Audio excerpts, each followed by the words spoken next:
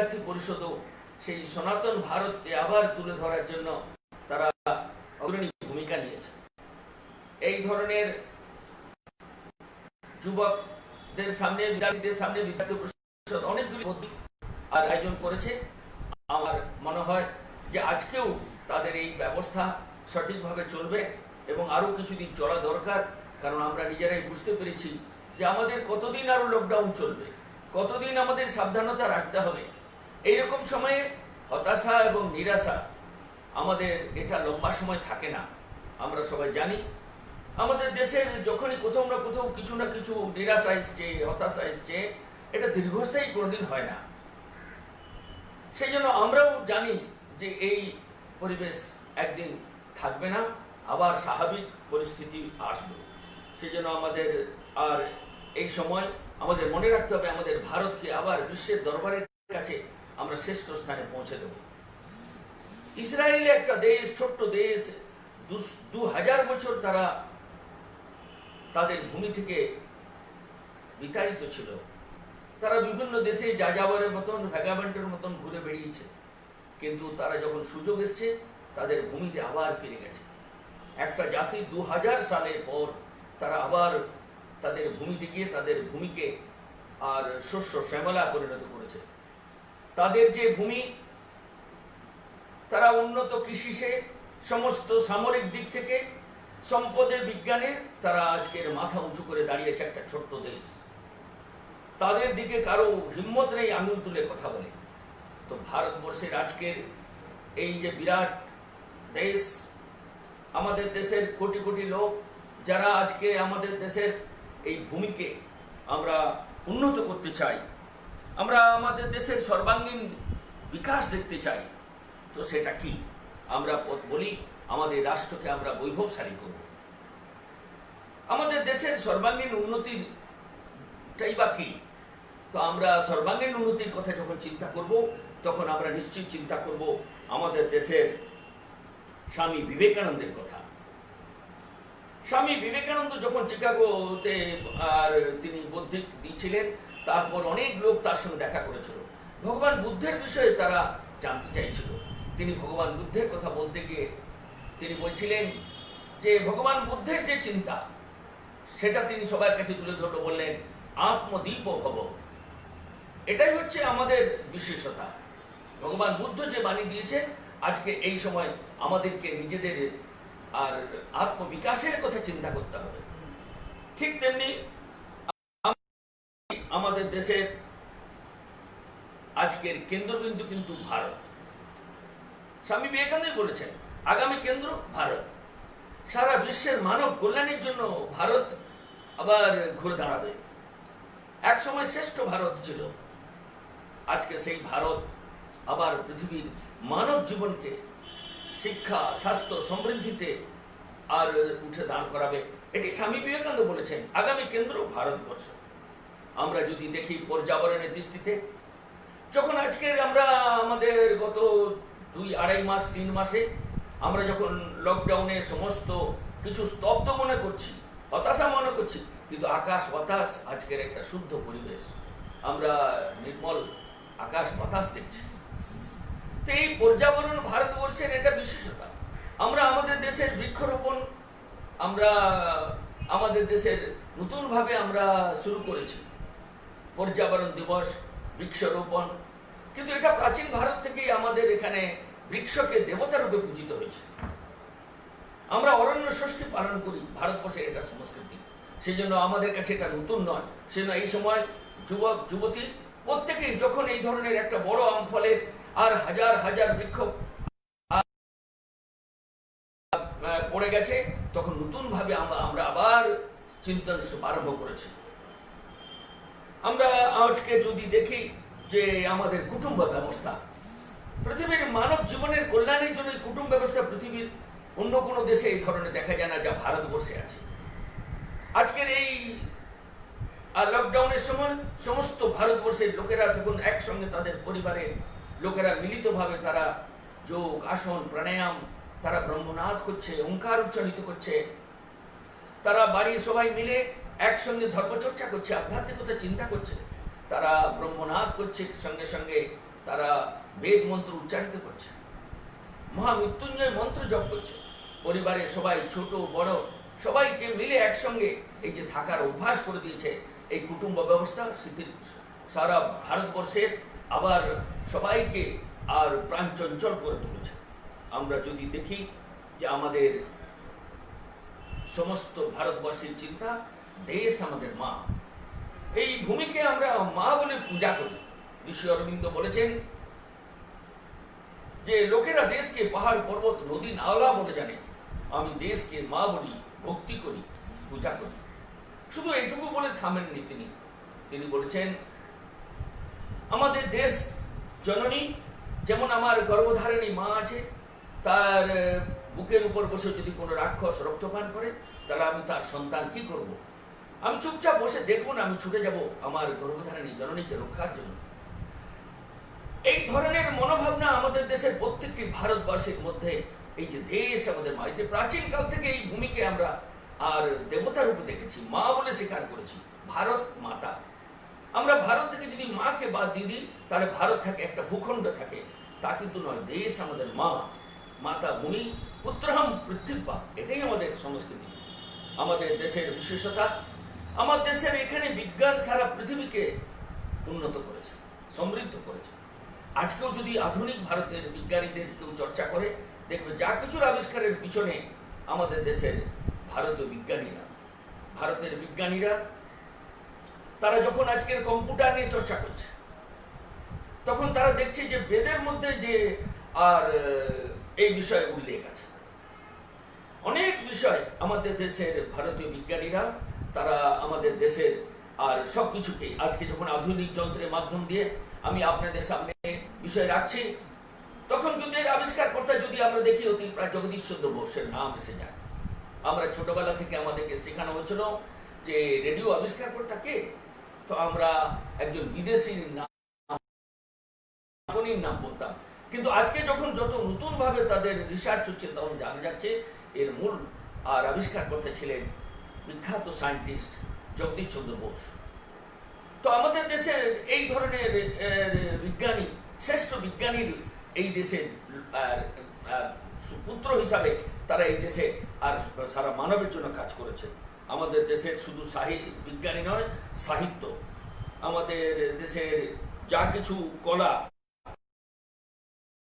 সবকিছুই মানব কল্যাণের জন্য। যখন ভারতের প্রধানমন্ত্রী 21শে জুন যোগ দিবসের কথা বলল, আগামী জুন মাসের 21 তারিখে যোগা দিবস, তো যোগ আমাদের সমস্ত মানব কল্যাণের জন্য। এটা ভারতের প্রধানমন্ত্রীর নয়, এটা হচ্ছে আমাদের দেশের ঋষি পতঞ্জলি। ঋষি পতঞ্জলি এটা সারা মানব কল্যাণের জন্য চিন্তা ভাবনা আধ্যাত্মিকতার মাধ্যমে তিনি দিয়েছেন।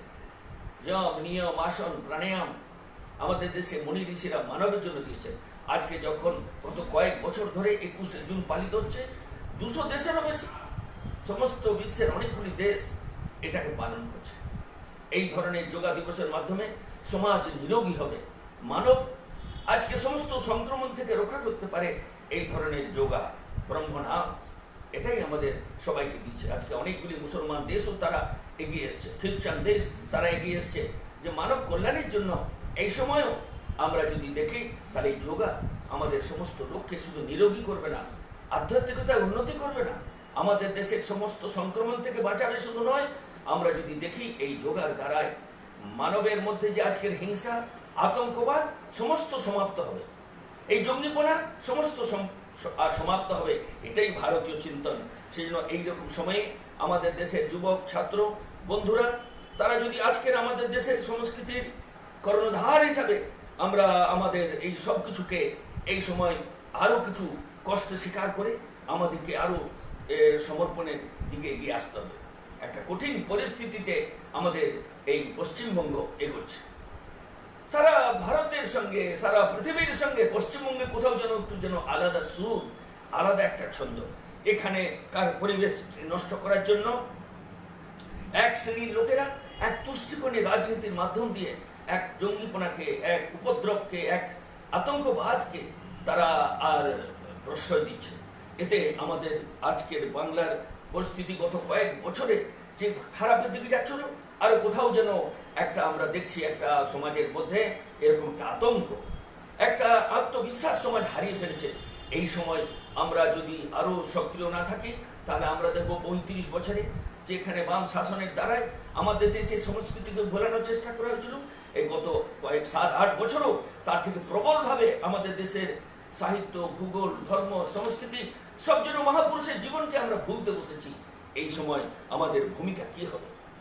অখিল ভারতীয় বিদ্যার্থী পরিষদ সেই জন্য এই ধরনের ব্যবস্থার মাধ্যম দিয়ে সমস্ত সমাজকে তাদের ভূমিকা সম্বন্ধে আর জাগ্রত করছে।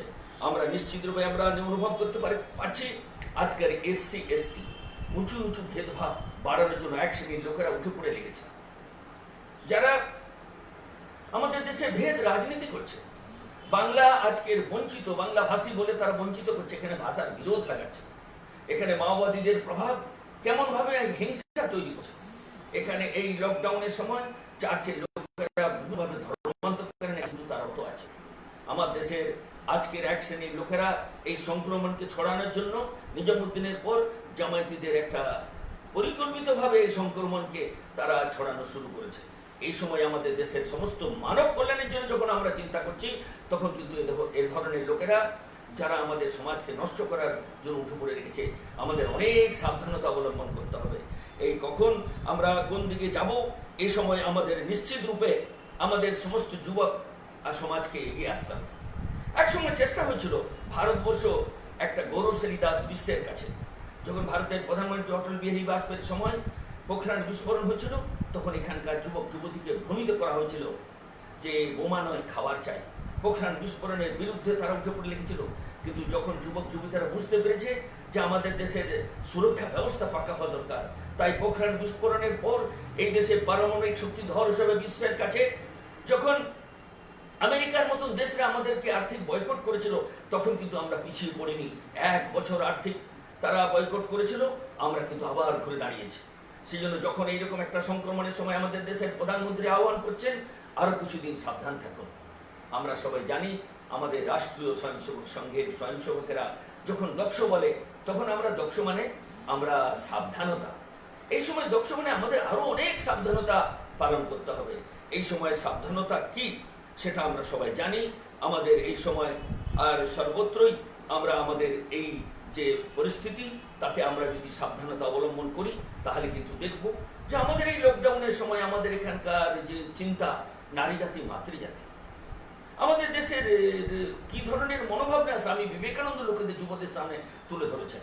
যখন তিনি আমেরিকাতে ছিলেন, একজন যুবতী স্বামী বিবেকানন্দকে তার কাছে এসে দাঁড়িয়ে বলল যে স্বামীজি, আপনার আর মতন আমার এক সন্তান চাই। তা আমরা বুঝতেই পারছি, স্বামীজিও বুঝতে পারলেন সেই মহিলা কি বলতে চায়। স্বামীজি তৎক্ষণাৎ তাকে বললেন যে নিশ্চিত রূপে তোমার যদি পুত্র চাই, তুমি আমাকে তোমার পুত্র মনে করো। তার মানে এই যে একজন যুবক সন্ন্যাসী, বীর সন্ন্যাসী, তার যে কথা বাণী আজকে আমাদেরকে, আজকে যুবক যুবতীকে এভাবেই প্রভাবিত করে। সেই জন্য আমাদের এখানে লাভ জেহাদের শিকার হবে, ল্যান্ড জেহাদের শিকার হচ্ছে আমাদের দেশের লোকেরা। এইরকম সময় আরো অনেক সাবধানতা আমাদের দেশের লোকেদেরকে আর করতে হবে।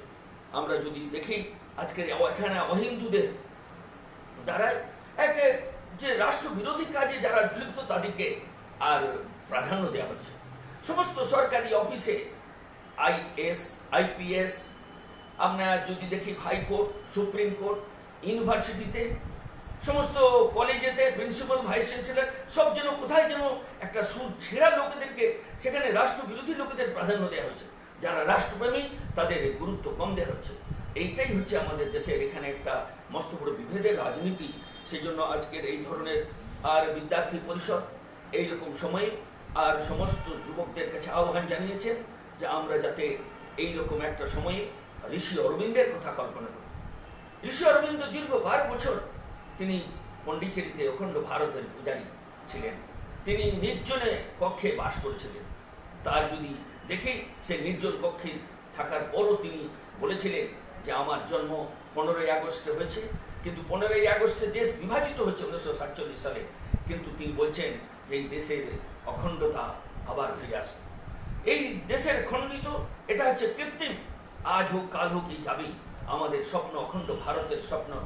ঋষি অরবিন্দ যখন জেলের মধ্যে ছিলেন, তিনি তখন তার সাধনার দ্বারায় সমস্ত আর চিন্তনকে তিনি কি দেখেছিলেন? ঈশ্বর চিন্তন দেখেছিলেন। সেখানকার জেলের মধ্যে যারা কর্মচারী, তাদের মধ্যে তিনি ভগবান দর্শন করছিলেন, কৃষ্ণ দর্শন করছিলেন। তার এই নির্জল বাসের কারণে তিনি তার ভেতরের অফুরন্ত শক্তিকে, আধ্যাত্মিক শক্তিকে জাগ্রত করেছিলেন। তার লেখনী, তার চিন্তা আজকে আমাদের দেশে আজ খুব আমাদের সবাইকে প্রেরণা দেয়। সেই জন্য আজকে যখন লকডাউনে আমরা আছি, আমাদের দেশের এই সময় আমাদেরকে সুযোগ করে দিয়েছে। আমাদের স্বাস্থ্য, শিক্ষা, আমাদের অধ্যয়ন, আমাদের আর আধ্যাত্মিকতা সব কিছুকেই আমরা আমাদের বাড়িয়ে তুলব। এইরকম একটা সময়ে আমরা আমাদের আর যদি দেখি আমাদের যে আধুনিক বিজ্ঞানের নামে আমাদের সংস্কৃতিকে কিরকমভাবে আর আমরা গ্রহণ করে নিচ্ছি বিদেশি পাশ্চাত্য চিন্তাকে, আমাদের সংস্কৃতিকে ভুলতে বসেছি। আমরা গুড মর্নিং বলছি। গুড মর্নিং কখন?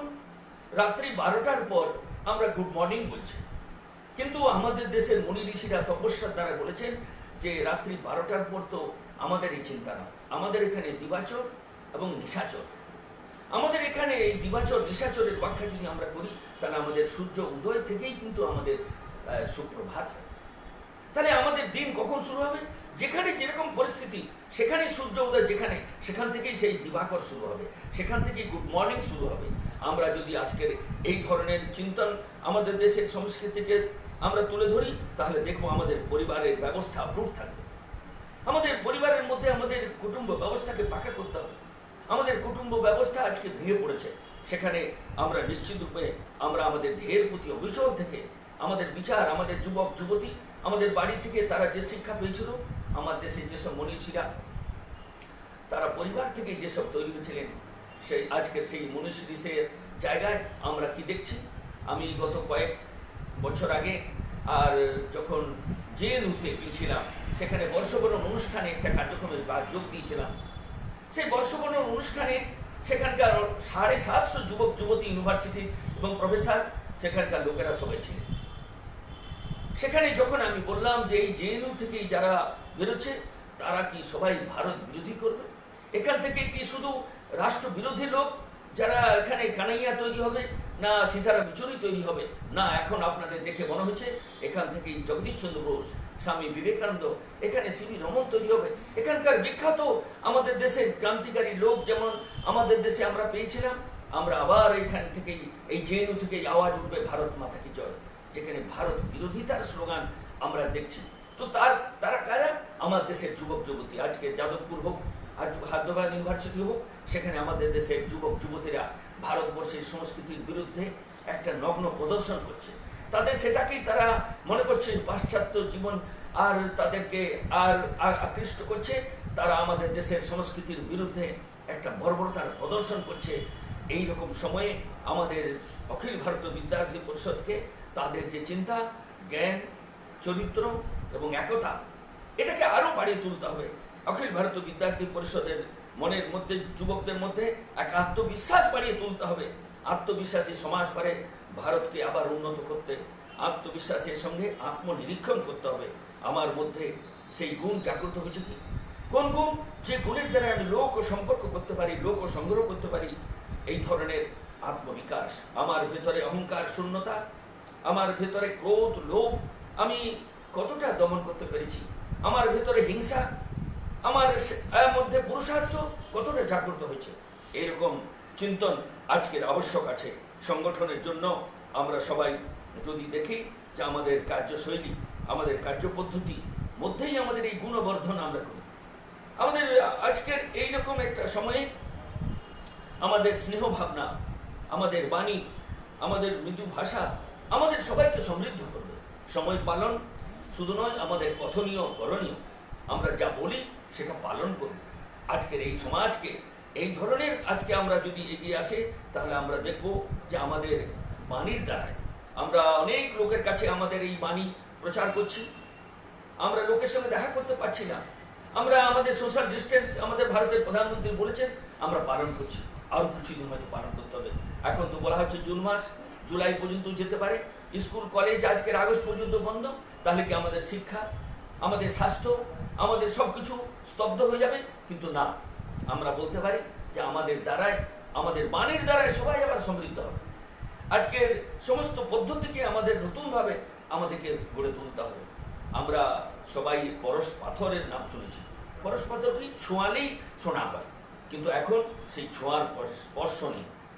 আমরা আগে পাশ্চাত্য সংস্কৃতিতে আমাদেরকে সবাই হ্যান্ডশেক শেখাতো, আমরা হ্যান্ডশেকে আগ্রহী ছিলাম, কিন্তু বিশ্ব বলছে হ্যান্ডশেক নয়, সংক্রমণ ছড়াবে।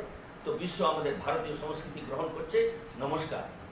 আর নমস্কার সমস্ত ভারতবর্ষের নয়, সারা বিশ্বের মানব আজকের নমস্কার শিখছে। আজকে যদি দেখি সারা আর বাড়ি বাড়িতে ওঙ্কার ধ্বনি উচ্চারিত হচ্ছে, ব্রহ্মনাথ এক অক্ষর ওম। এটাই আমাদের শরীরের ঊর্জা বাড়িয়ে তোলে, আমাদের শরীরে কম্পন, ভাইব্রেশন, সমস্ত সংক্রমণ থেকে রক্ষা করতে পারে। একবার, দুবার, 11 বার এই ওঙ্কার ধ্বনি। এই ধরনের সন্তরা আমাদের ব্রহ্মনাদের দ্বারা সমাজকে এক শক্তিশালী নিরোগী সমাজ গড়ে তুলেছে। যোগ, আসন, প্রাণায়ামের মাধ্যমে আজকের বিশ্ব সেটা গ্রহণ করছে। আমরা আমেরিকার সেনেটের নাম শুনেছি, আমেরিকার পার্লামেন্টে ব্রহ্মনাদের দ্বারায়, বেদ মন্ত্রের দ্বারায় তারা পার্লামেন্ট শুরু করেছে। বিশ্বের বহু দেশে এই ধরনের ভারতীয় সংস্কৃতির দ্বারায় তারা আজকের আর তাদের মানব জীবনের কল্যাণের জন্য তারা এগিয়ে এসছে। আমরাও নিশ্চিত রূপে সেই পথকে আরো এগিয়ে নিয়ে যাব, এটাই আমাদের ভূমিকা। আমরা যদি দেখি আমাদের নাগরিক হিসাবে আমাদের ভূমিকা কি, আমরা একজন শুধু বিদ্যার্থী পরিষদের আর আমরা নাগরিক মা বোন, আমরা এইটুকু শুধু না, আমরা একজন নাগরিক। নাগরিক বললেই আমাদের মধ্যে কি আসে? নাগরিক বললেই আমাদের ভারতীয় নাগরিক হিসাবে আমাদের একটা পরিচয় আছে, বিশেষতা। আমরা অনুশাসন পালন করি আমাদের, আর দেখে বাকি লোকেরা শেখে। আমাদের সমাধানের সূত্র আমার নাগরিক হিসাবে আচরণ, আমার যেখানে পাড়া প্রতিবেশীতে যারা যারা স্বচ্ছতা কর্মী, যারা কাজের মাসি, তাদের সঙ্গে আমাদের ব্যবহার কেমন, এইসব লোক নাগরিক হিসাবে এরকম আমার পরিচয় দিতে হবে। প্যারিসে একজন ভারতীয় আর যুবতী সেখানে চাকরির জন্য গিয়েছিল। সে যখন চাকরি অফিসে যাচ্ছে, তো তার কাছে একটা ভারত থেকে চিঠি গিয়েছিল। সেই লেটারটা তখন সে পড়ছে রাস্তায়, আনন্দের সঙ্গে পড়ার পর সেটাকে রেকর্ড রাখা যাবে না, তাই সেই চিঠিটা ছিঁড়ে রাস্তায় ফেলছে।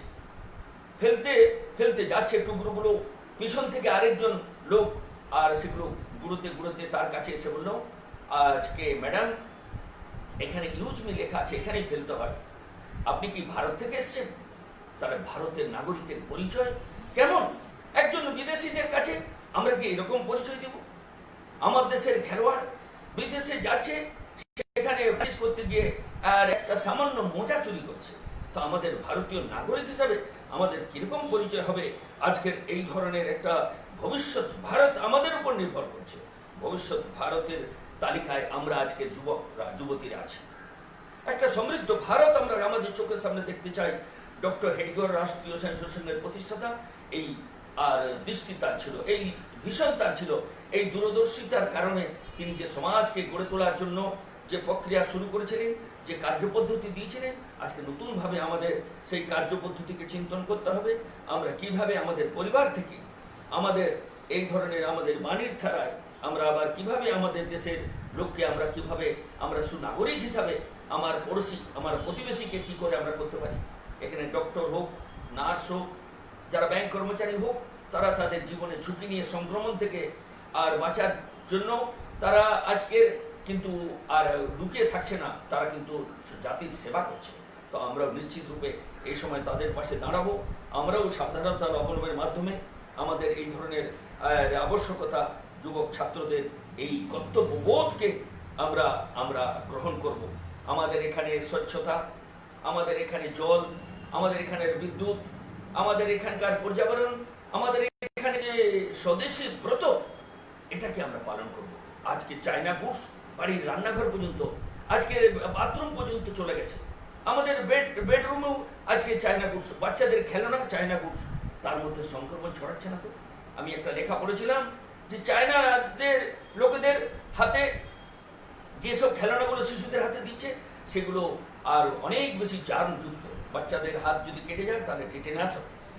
সেই নয়, আমার দেশের কোথাও আমাদের এই ধরনের লোকাল উৎপাদন, ভারতীয় আর বস্তু আর আমাদের পারচেজ করা, বিদেশি বর্জন করা, এটা আমাদের ভূমিকায় সময়। সেই জন্য আমরা যখন স্বদেশীর কথা বলছি, তো আমাদের স্বদেশী ভাষা, স্বদেশী ভূষা, আমাদের স্বদেশী ব্রত গ্রহণ আমাদের এই সময় করতে হবে। আমাদের দেশের ঘরেলু উৎপাদন, আমাদের দেশের যুবক যুবতীকে এগিয়ে এসে লোকাল প্রোডাক্টের দিকে আমাদের জোর দিতে হবে। এইরকম ধরনের আমাদের যারা গ্রামবাসী, মজদুর, শ্রমিক, তারা এই সময় অনেক কষ্টে আছে। তাদের জন্য আমরা কি করতে পারি? যারা স্কিল লেবার, তাদের জন্য প্রশিক্ষণ ব্যবস্থা করা। আমরা যদি দেখি চাষি, তাদের আমাদের দেশের, আর তারা আমাদের দেশের অন্ন তুলে দেবে, আর সেই চাষি জৈবিক আর খেতি করুক, তার জন্য আমাদের প্রেরণা নিশ্চিত থাকবে। সেই জন্য আজকের এই সময় আবশ্যক, প্রত্যেকের ভেতরে একটা রাষ্ট্রীয় চরিত্রের আবশ্যকতা আছে। আর এই রাষ্ট্রীয় চরিত্র বাড়ার সঙ্গে সঙ্গে কিন্তু আমাদের মনে রাখতে আমাদের ব্যক্তি চরিত্র উজ্জ্বল। এই দুটো পরস্পর অঙ্গাঙ্গী, একটা টাকার এপিট আর ওপিট। যেন রাষ্ট্রীয় চরিত্র এবং ব্যক্তি চরিত্র, এই দুটোকেই আমরা আমাদের এই সমাজকে রক্ষা করব। আমাদের হিন্দুত্ব চিন্তা এটা উদার চিন্তা, এটা একটা জীবনশৈলী। এই উদার চিন্তা, এই হিন্দুত্ব, যেটাকে আমরা আজকে মানব কল্যাণের জন্য আমরা বলি, মানবতার জন্য বলি। হিন্দু নট এ রিলিজিয়ান, এটা হচ্ছে আমাদের ধর্ম। এই ধর্ম যেটা সমাজকে ধরে রাখে। তা আমাদের প্রত্যেকের মধ্যে ধর্মবোধ আছে। ধর্ম কি না, আমাদের যেটা সমাজের মধ্যে আনটাচেবিলিটি আজকে সমাজকে কুড়ো করে খাচ্ছে। আমরা আম্বেদকর জয়ন্তীতে আমরা শুনেছিলাম, আম্বেদকর যে বার্তা দিয়েছিলেন, সংবিধানের মধ্যে তিনি যে কথাগুলো দিয়েছিলেন, সেই সংবিধানকে কোথাও না কোথাও ধূলিসাৎ করার চেষ্টা হচ্ছে। আজকেও আমাদের সেই ধরনের সমাজের মধ্যে ঘৃণা, বঞ্চনা, একটা বিদ্বেষ তৈরি করা আছে। কি করে দলিত আর মুসলমান এক হতে পারে? আমাদের হিন্দু সমাজের মধ্যে একটা ভেদ রাজনীতির চেষ্টা চলছে। সেই জন্য আজকে আমরা যদি দেখি যে আমাদের এই সময় আমাদের প্রত্যেককে এই মানসিকতা নিয়ে গড়ে তুলতে হবে। আমার ভেতরে যে যোগ্যতা আছে, সেই যোগ্যতাকে আরও বাড়িয়ে তুলতে হবে। আমাদের ভেতরে এই উদারতাকে বাড়িয়ে তুলতে হবে। আমার ভেতরে যাতে এই আনটাচেবিলিটি, উঁচু উঁচু ভেদভাব না আমাদের মধ্যে জাগ্রত হয়। আমাদের দেশের যারা আর বঞ্চিত সমাজ, তার জন্য আমার ভূমিকা কি থাকবে? এইরকম একটা সময়ে আমরা এই কাজে আর আমাদের মনকে নিবেশ করব। নিজের ভেতরে এই অফুরন্ত শক্তি লুকিয়ে আছে, এই অফুরন্ত শক্তিকে আরো জাগিয়ে তুলব। তার জন্য আমাদের এখন সুযোগ এসছে। এই সুযোগ, এই লকডাউনের সময় আমরা আমাদের সেই সুযোগকে আমরা বাড়িয়ে তুলব। স্বামী বিবেকানন্দ আজকের আর 39 ইয়ার্স জীবিত ছিলেন। 39 ইয়ার্সের মধ্যে পরিব্রাজক রূপে সারা ভারতবর্ষে, সারা পৃথিবীতে যে চিন্তা দিয়েছিলেন, সেই চিন্তা আজকে আধুনিক ভারতে, আজকের এই কলিযুগে আমরা তারই পথপ্রদর্শক। সেটাকেই আমাদের পাথেয় করতে হবে। আদি শঙ্কর মাত্র 39 বছর তিনিও বেঁচে ছিলেন। আমরা যদি 32 বছর বেঁচে ছিলেন আদি শঙ্করাচার্য, তিনি 2500 বছর আগে তিনি যে বার্তা দিয়েছিলেন আমাদের দেশের হিন্দুত্ব, সেই হিন্দুত্ব মানে আজকের সমাজকে রক্ষা করবে। হিন্দুত্ব মানে সংকীর্ণ নয়, হিন্দুত্ব মানে অন্যকে ঘৃণা করে নয়। আমাদের দেশের হিন্দুত্ব চিন্তা, এটা আমাদের দেশের স্বামী বিবেকানন্দ যেমন তুলে ধরেছেন, এই ধরনের অনেক মনীষী আমাদের দেশের আজকের সেই হিন্দুত্বকে রেখেছে। সেই জন্য আজকে আমরা সেই হিন্দু জীবন পদ্ধতি, হিন্দু ওয়ে অফ লাইফ, এইটাকে আমরা যদি বুঝি, তাহলে আমরা দেখব আমার দেশের মনি ঋষিরা যে ভারতকে আর পৃথিবীর কাছে ভারত আবার জগৎ সভায় শ্রেষ্ঠ আসন নেবে যে কথা বলেছিলেন, সেটা আবার নিশ্চিত আমরা সফল করতে পারবো। আমরা বড় সৌভাগ্যবান, আমরা বড় ভাগ্যবান, কারণ এই সময় আমাদেরকে এই সময় কাজ করার সুযোগ দিয়েছে। আর সেই কাজটা কি? সেই কাজটা আমরা সবাই জানি, আমাদের এই জীবন এক সার্থক জীবন। আমরা আমাদের এই সময় আমাদের এই কাজ করার জন্য আমাদেরকে আর সুযোগ দিয়েছেন ভগবান। যখন এই ধরনের একটা পরিস্থিতিতে সংক্রমণের হাত থেকে শুধু নয়, সমস্ত রকম চ্যালেঞ্জ যারা ছুড়ে দিয়েছে, সেই চ্যালেঞ্জের মোকাবেলা করার সুযোগ আমাদের কাছে এসেছে। সেজন্য তার সামনা করার জন্য পূর্ণ বিশ্বাস এবং সাহস এবং পুরুষার্থ নিয়ে এগিয়ে আসতে হবে। আমাদের জীবন সেটাই হবে আর পূর্ণ জীবন, সার্থক জীবন। আমরা সার্থকতা আমরা লাভ করতে পারি, কিন্তু এর জন্য আমাদের সফলতাও লাভ করতে হবে। সফলতার এই যাত্রাকে আমরা অনেক দূর নিয়ে যেতে পারি, আমাদের অনুভব শক্তিকে বাড়িয়ে তুলতে হবে। আমরা আমাদের সফলতা আমাদের বাড়তে পারে যদি আমরা সমর্পণকে বাড়াই। আর এই সমর্পণ কি? সমর্পণ আমাদের বিদ্যা বুদ্ধি, আজকে সমস্ত যেসব গরিব ছাত্র আর যে যারা আজকের বঞ্চিত সমাজের ছাত্রছাত্রী আছে, তাদের জন্য আমাদের কিভাবে আমরা নিঃশুল্ক পাঠদান কেন্দ্র চালাতে পারি, তাদের শিক্ষা কেন্দ্র চালাতে পারি, তাদের চিকিৎসা কেন্দ্র চালাতে পারি, তাদের জন্য আরও অন্য সংস্থানের ব্যবস্থা করতে পারি, এই ধরনের একটা পরিকল্পনা নিয়ে আমাদের সমর্পণকে বাড়াতে হবে। সমর্পণ যেমন এদিকে বাড়বো, তেমনি সময় সমর্পণ এই রাষ্ট্রের কাজের জন্য আমাকে আর কোথাও না কোথাও আমাকে 1 বছর 2 বছর 5 বছর আমরা যদি এগিয়ে আসি, তাহলে আমাদের এই দেশের আজকের যে, আর আমরা বিবেকানন্দকে তুলে ধরেছি, আমরা আমাদের দেশের অনেক মনীষীকে তুলে ধরেছি, তারা এই কাজের জন্য তারা যে জীবনকে এই কাজের জন্য লাগিয়ে দিয়েছিলেন, আমরাও সেই কষ্টকর জীবনকে স্বীকার করব। আমরাও আমাদের ভেতরে যে অপরন্ত শক্তিকে নতুনভাবে, নতুন যুবককে আরও এগিয়ে নিয়ে আসবো। অনেক যুবককে আমরা এর কাজের মধ্যে যুক্ত করেছি, অনেক অধ্যাপক, অনেক শিক্ষক, অনেক সমাজসেবী এই কাজের জন্য এগিয়ে এসছে, অনেক ত্যাগী তপস্বী জীবনের দ্বারাই কিন্তু আমরা আজকের এত বছর আজকের আমাদের রাষ্ট্রকে পৃথিবীর কাছে আমরা তুলে ধরার চেষ্টা করছি। আমাদের সংগঠনের আর দ্বারাই আমাদের যে ভূমিকা, সেটা আমরা নিজেরা ভালো করে বুঝে, আমরা এই কাজের কার্যপদ্ধতিকে ভালো করে বুঝে, আমরা আমাদের দেশের লোকেরা যেসব কথাগুলি দিয়েছেন সেটাকেই পাথেয় করে আমরা আমাদের আর এই সংগঠনকে আমাদের এগিয়ে নিয়ে যাব। এইরকম একটা শক্তি, এরকম একটা সামর্থ্য আমাদের বাড়িয়ে তুলবে ভগবান, আমরা এই আশা করছি। আমরা সবাই জানি যে আমাদের দেশের মুনি ঋষিরা যে বার্তা দিয়েছেন, সেই বার্তাটা কি না, সেই বার্তায় তিনি বলেছেন যে আমাদের দেশের এটাই বিশেষতা যে আমার নিজের জন্য আমি কিছু চাই না, যা কিছু করার সেই জন্য তেরা বৈভব অমর রহে মা, হাম দিন চার রহে না রহে, এটাই আমাদের ভূমিকা। আমাদের ভূমিকা চরৈবেতি চরৈবেতি, এই চরৈবেতিকে পাথেয় করে আমরা এগিয়ে যাব। সফলতা নিশ্চিত রূপে আসবে, এই জীবন সার্থক। আর আমরাও সেই সৌভাগ্যবান হিসাবে আজকের সময়ে আমরা আরও সমর্পণকে বাড়িয়ে তুলব। ভগবান আমাদের এই শক্তি দিক। এই কয়েকটি কথা বলে আজকে আমি আমার বিষয় এখানে শেষ করছি।